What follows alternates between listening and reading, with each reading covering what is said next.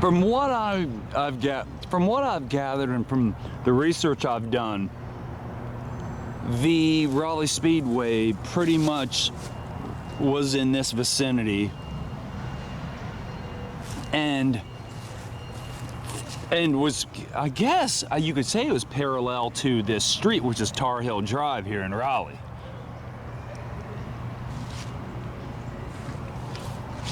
And now this power plant, this power plant has been pretty much built on. Now it's kind of hard to detect what was where, you know, where the grandstands were and all that, but we do know that it was in this general area. Now this is, it was also known as the Southland Speedway at one time. Now, this was also the site of what's known as Black Saturday. You know, somewhere or another, I think we can find the remains of the asphalt. I'm just not sure where it is.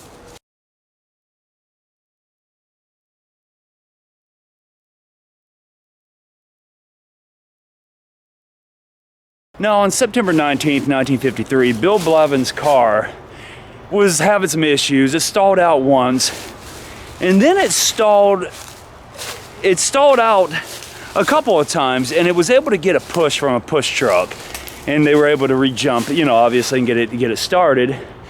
And it ended up stalling again on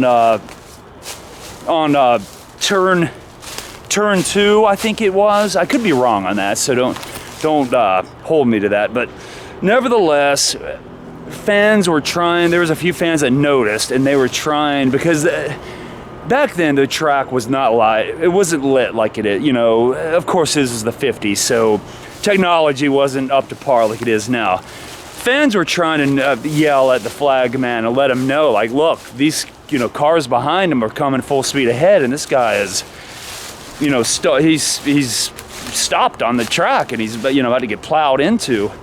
Well, it ended up causing a big pile up. Jesse Midkiff and Bill Blevins, both of Burlington, North Carolina, they took the worst of it. Their collision ended up in 100-foot flames. It took an hour to get the flames out. There's only 2 fire extinguishers on the whole property, so it was a mess. Several other racers had to be taken to the hospital, but they were the only, Blevins and Midkiff were the only fatalities.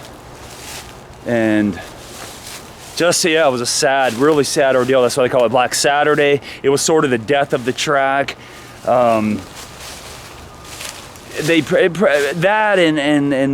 People, neighbors just didn't like the noise anyway, so it just was kind of the end of it for them.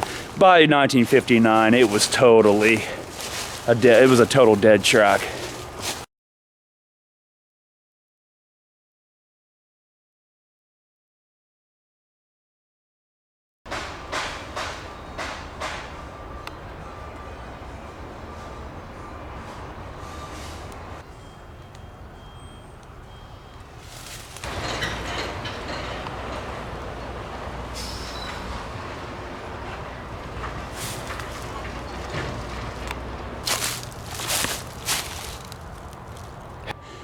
After hours of searching and digging and researching, I did find some remains of the Raleigh Speedway.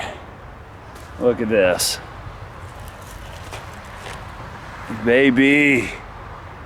So this would have been a piece of the road that Richard Petty's dad, Lee Petty, would have driven on, and stars such as Fireball Roberts and many others.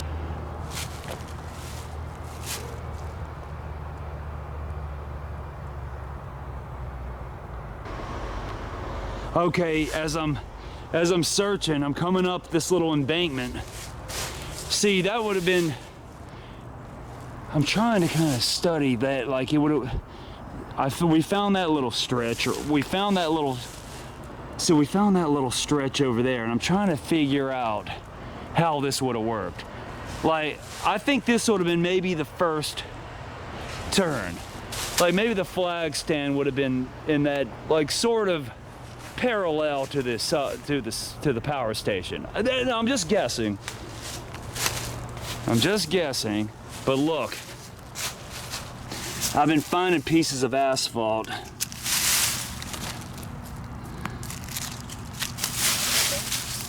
There's more. So I'm gonna lose my phone. I'm throwing earth over my phone.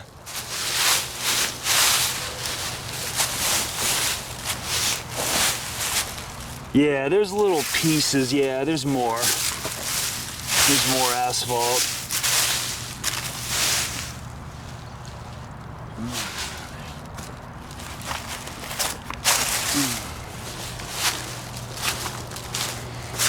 And this would have been, from what I gathered, maybe we're close to where the fateful, we're close to where that horrific accident happened with Bill Blevins and Jesse Midkoff, or however you pronounce. I'm sorry if I'm pronouncing that incorrectly.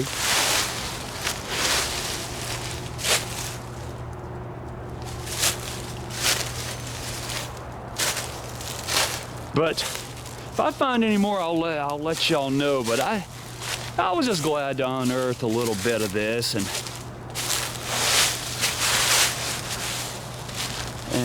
I was glad to unearth a little bit of this and show you a little bit of NASCAR history. Guys, look at this. I found the remains of the Raleigh Speedway track, or more remains, I should say. Look at this.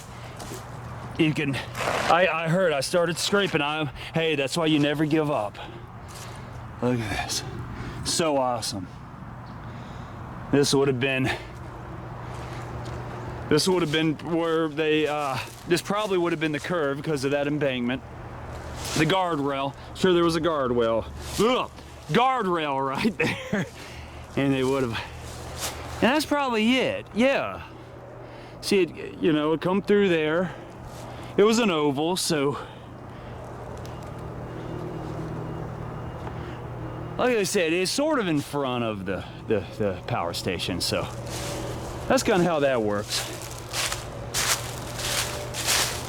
So cool.